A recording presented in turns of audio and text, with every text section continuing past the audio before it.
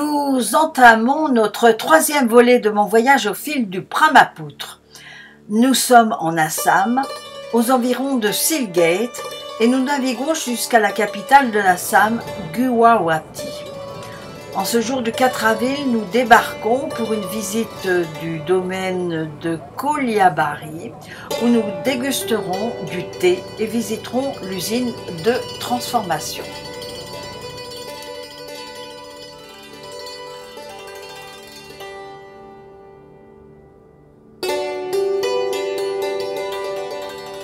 L'État d'Assam est la région productrice de thé la plus large. Elle s'étend sur les deux rives du fleuve Brahmapoutre et elle longe le Bangladesh et la Birmanie.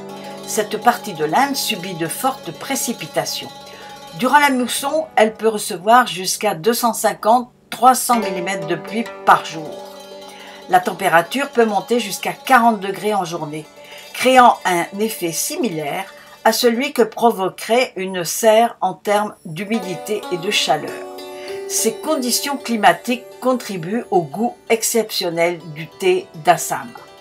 Bien que la région d'Assam soit essentiellement connue pour son thé noir, elle produit également quelques thés verts au goût très caractéristique. Historiquement, Assam est la deuxième principale région productrice de thé après le sud de la Chine. Ce sont également les deux seules régions avec des plants de thé natifs d'origine.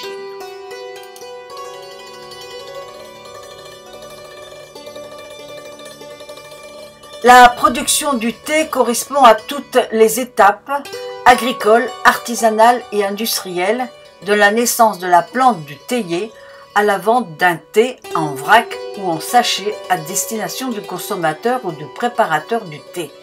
Elle comporte l'entretien des plantations de thé, la cueillette des fleurs, des feuilles, le flétrissage, la dissécation, l'oxydation, le roulage, le séchage, le triage, la cuisson et parfois une étape d'aromatisation à l'aide de fleurs ou d'huile essentielle.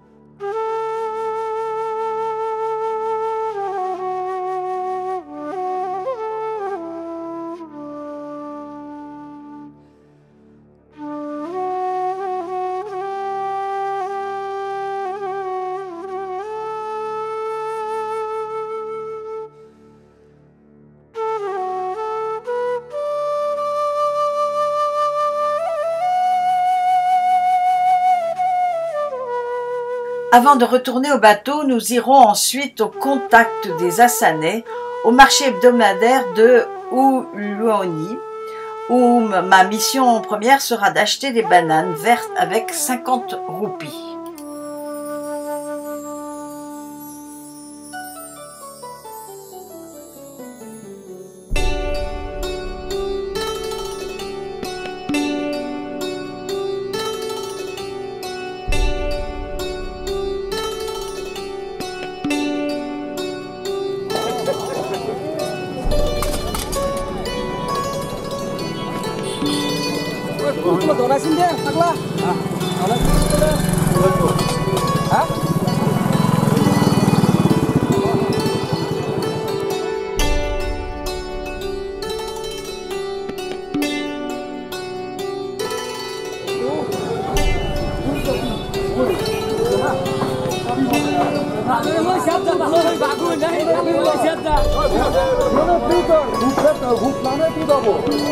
Parce que sinon, il faut tout le temps porter ça. On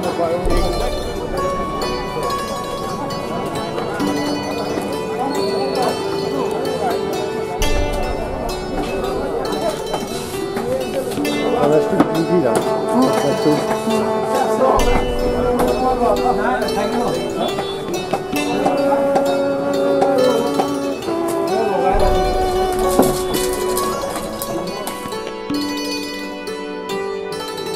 Comme elle est en sauce, on ne sait rien. C'est bien fou. Hein. Ouais. Mais ça sent pas mauvais contrairement à d'autres endroits. Oui, en Afrique, ça...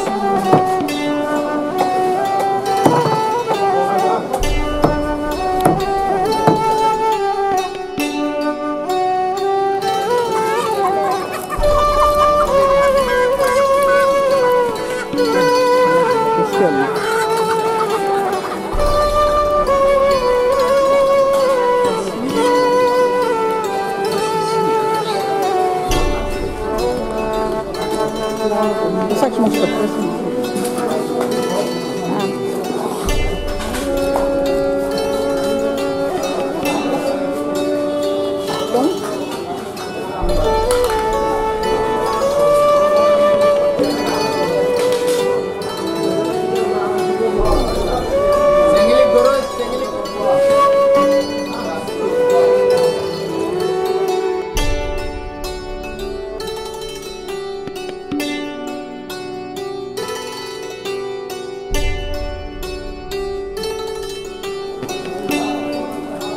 Les petits.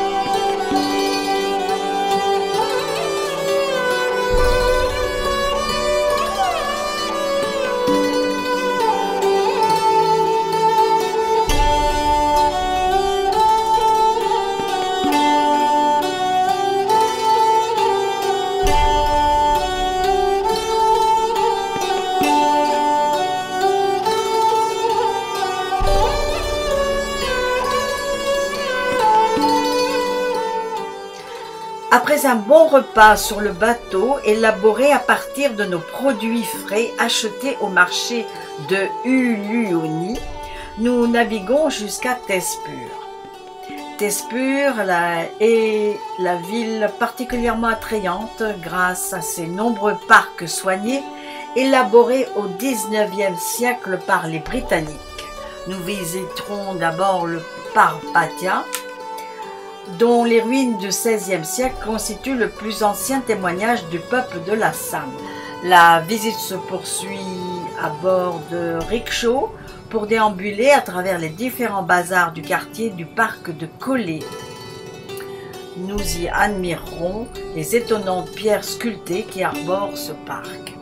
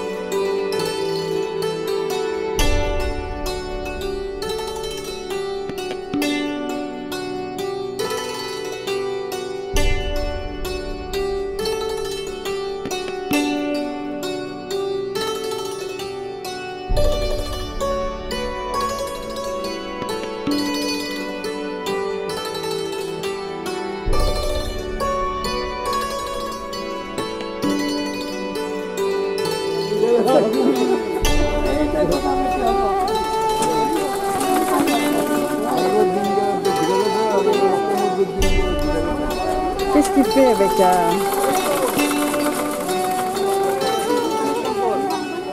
il entend le coup de la flamme de feu.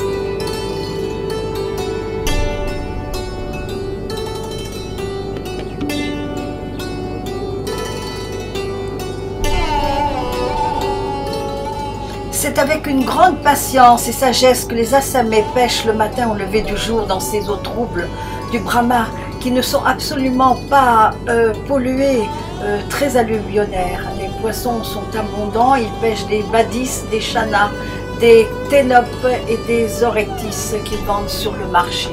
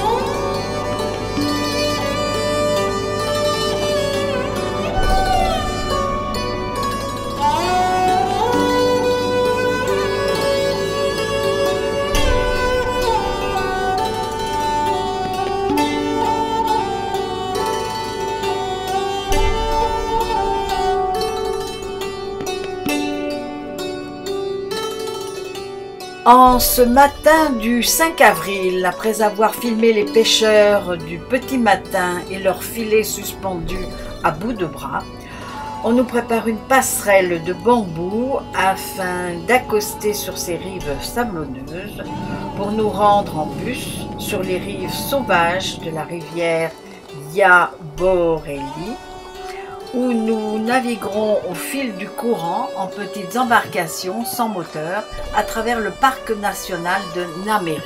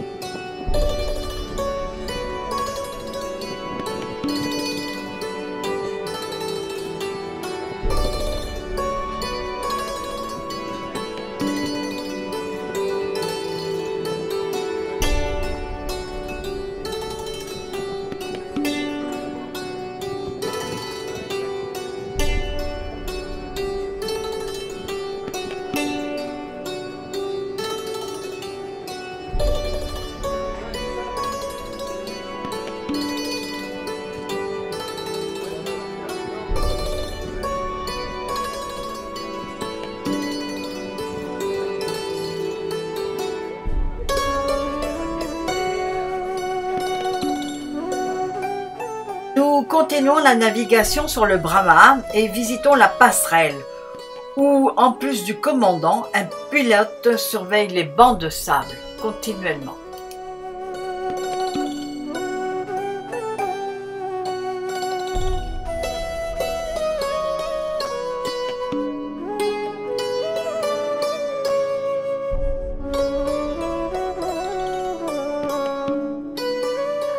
Avant le coucher du soleil, le commandant nous accostera son bateau le long de la berge sablonneuse et afin de préparer la grande soirée barbecue sur la plage.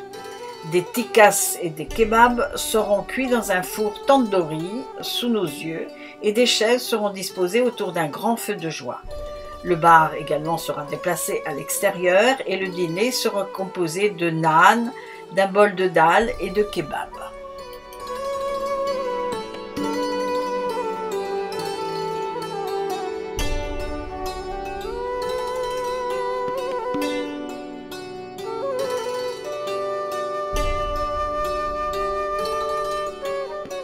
Ce jour du 6 avril, le Charabier 2 reprend sa navigation vers l'aval de Sitolimari à Sualkuchi.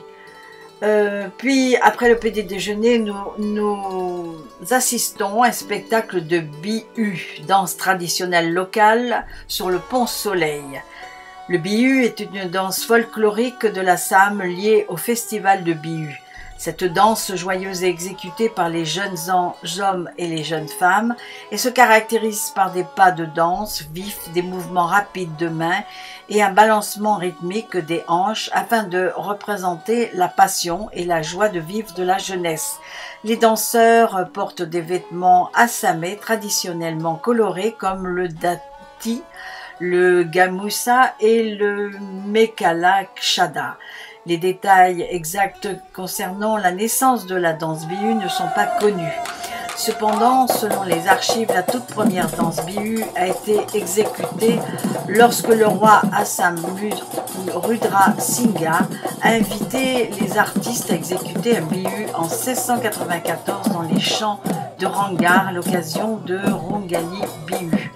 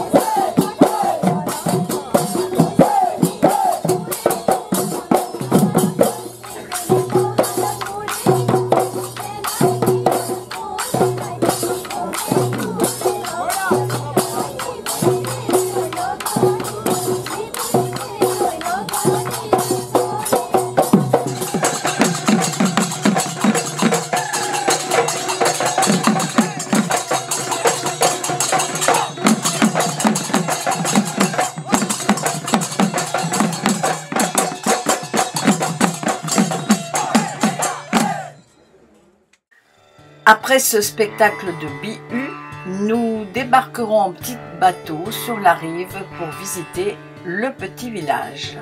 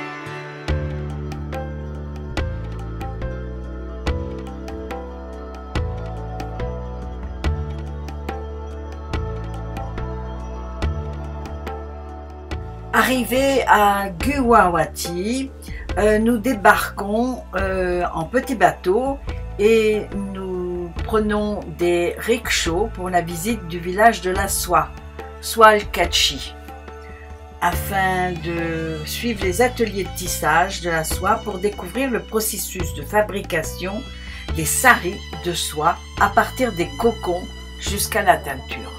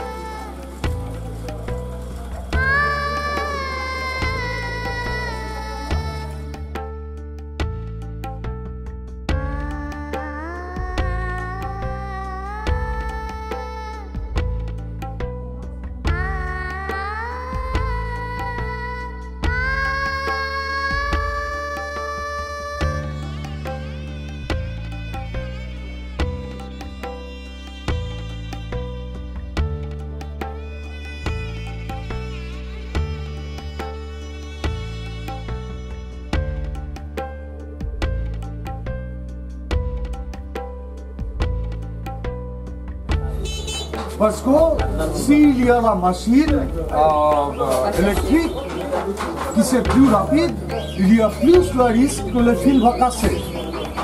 Et si une fois la fil est cassée, donc la valeur va diminuer. Donc c'est la raison pour laquelle ils préfèrent le moins possible le nom. Ah oui, c'est ça, on voit les petits. Le moins possible, le nom. C'est la raison. Vous voyez, autant les fils 8 à 10. Sinon, c'est tellement fin. On ne peut pas tisser. Numéro 1. Numéro 2.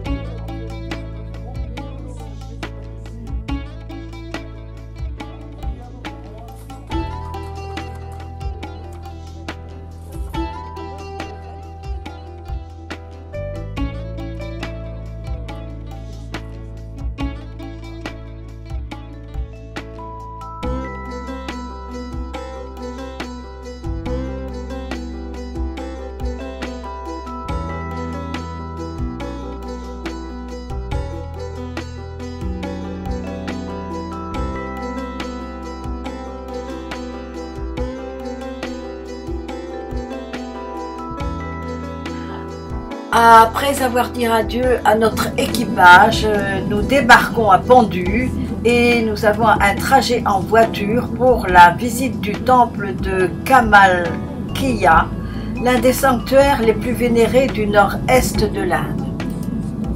Ils sont moins reçus dans ce point de vue.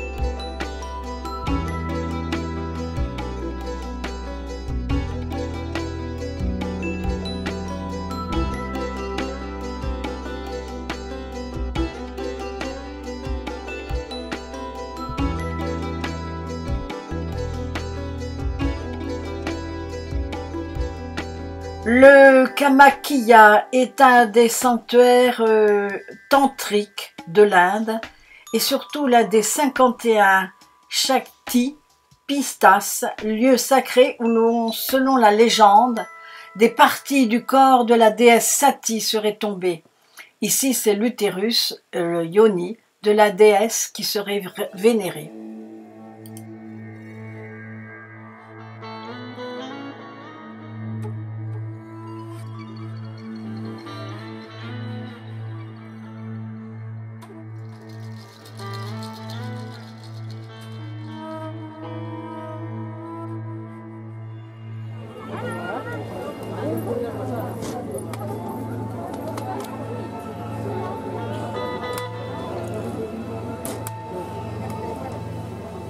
Qu'est-ce que tu fais avec ça?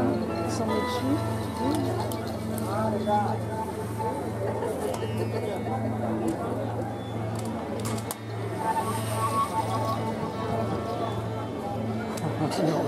Vas-y.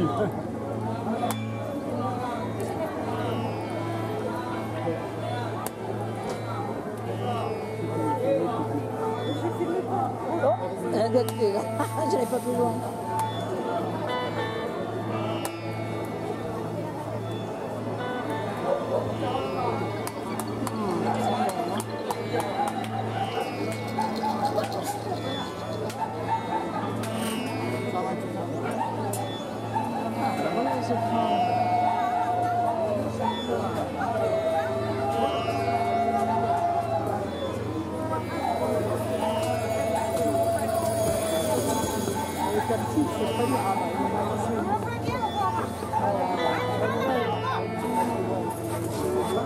C'est la petite.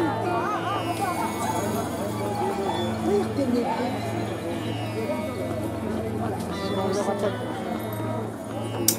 Le temple de Kamakya désigne le lieu où Sati se retirait en secret pour s'unir charnellement avec Shiva, et c'est également là que son yoni, organes génitaux et utérus, tomba après la danse de la destruction de Shiva avec le corps de Sati. Les offrandes de la déesse sont à l'extérieur généralement de fleurs et de lait de coco. Mais on nous interdit la porte du temple en forme d'utérus où se poursuit des sacrifices d'animaux et du sang est répandu sur les mains des femmes, des fidèles, et des cris des femmes se font entendre. Yes. Ah, ouais. Non, non photo. So you want to visit Manchester? Pick up the ball.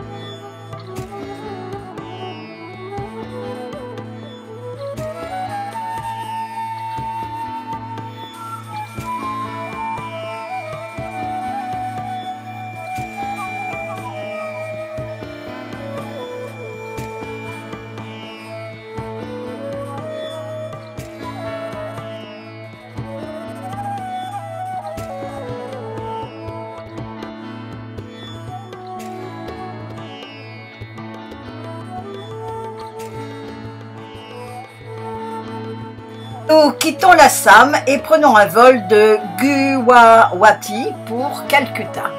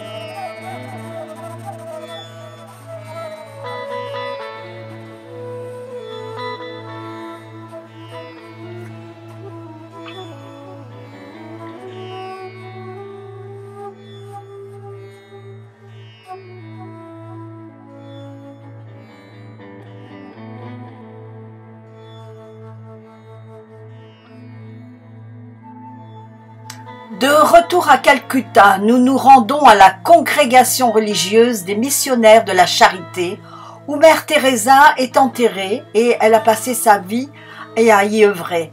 Mère Teresa était une religieuse albanaise, naturalisée indienne et missionnaire en Inde. Elle reçut le prix Nobel de la paix en 1979. Elle est née en 1910 dans l'Empire ottoman et est morte et enterrée à Calcutta le 5 septembre 1997. Elle est béatifiée en 2003 par le pape Jean-Paul II et canonisée par le pape François en 2016. D'abord membre des Sœurs de Lorette, en 1950, elle fonde sa congrégation et œuvre pour les plus démunis et commence par l'éducation des enfants. Les missionnaires s'occupent actuellement de 610 missions dans 123 pays, incluant sous-populaires, des centres d'aide aux familles, des orphelinats, des écoles, des hospices et des maisons accueillant les personnes atteintes de la lèpre, du sida et de la tuberculose. Le dieu Vishnu, il est représenté par la chakra, son symbole c'est un chakra,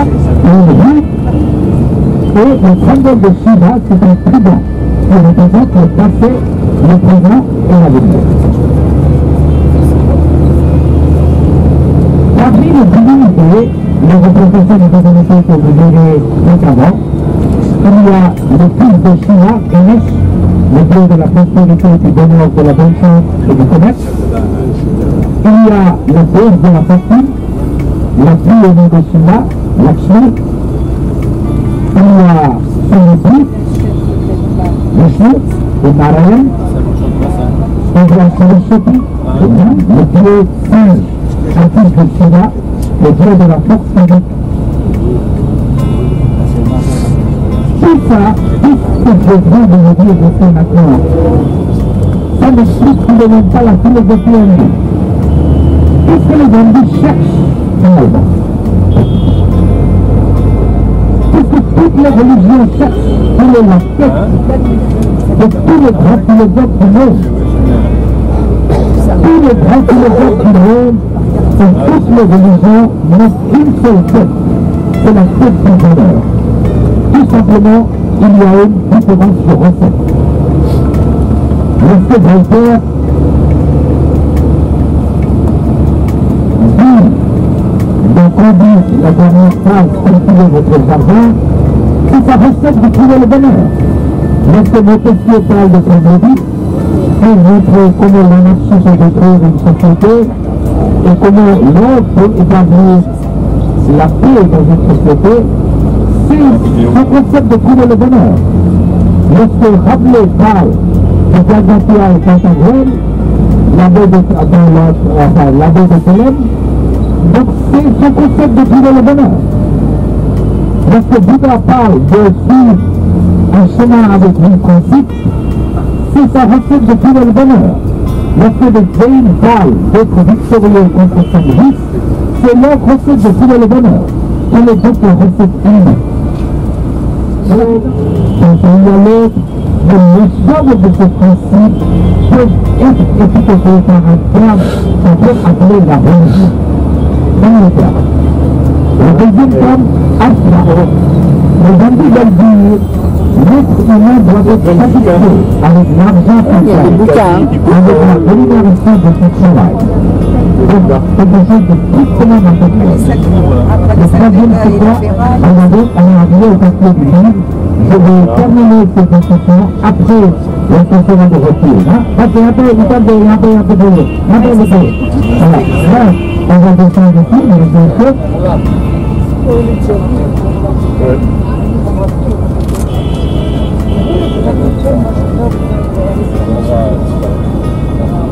En roulant à travers ces rues grouillantes et en écoutant notre guide avec une certaine philosophie nous expliquer que toutes les religions sont en quête du bonheur, nous arrivons au quartier de la littérature et entrons dans le Indian Coffee House, ou un café indien, lieu de rencontre des étudiants et des enseignants.